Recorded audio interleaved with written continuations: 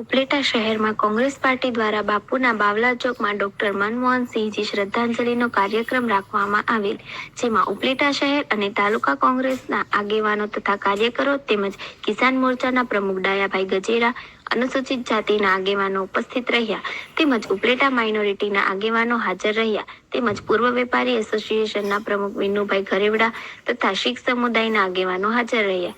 સૌ સાથે મળી પૂર્વ વડાપ્રધાન સ્વ મનમોહનસિંહજીને શ્રદ્ધાંજલિ આપી.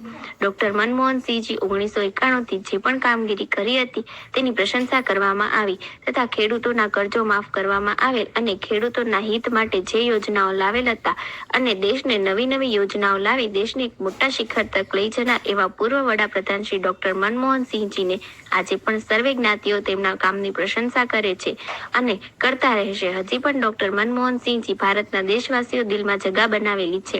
આવા મહાન પુરુષને સર્વે દેશવાસીઓ દિલથી શ્રદ્ધાંજલિ આપેલ. રિપોર્ટર રાજુ ચૌહાણ, રાજકોટ. પણ એક કવિ હોવાના કારણે એક એવું પાત્ર જેવું છે કે કાલ ઉઠીને કદાચ તો હું ગુજરાતની માર્કેટમાં કે ભારતની માર્કેટમાં મારું ગીત બહાર પાડું અને એ પાત્ર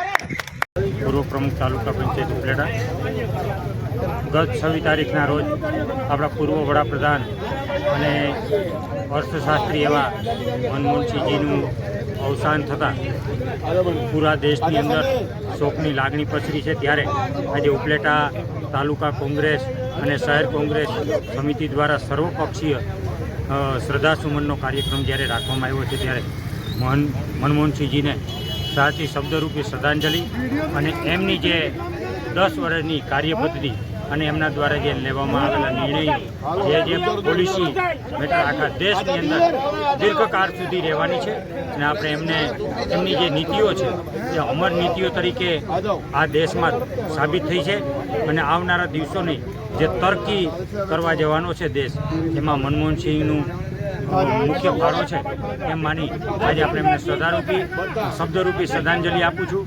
અને મનમોહનસિંહજી અમર રહેવાના છે. એમને પણ કીધું છે કે ઇતિહાસ મને ઉદાર રીતે મૂલ્યાંકન કરવાનો છે. એમની સાચી વાત છે. આજે પણ સર્વ લોકો દેશનો એક માણસ છે મનમોહનસિંહજીને યાદ કરે છે. ભગવાન પરમાત્મા મોક્ષ પ્રાપ્ત થાય એવી પ્રાર્થના સાથે મારી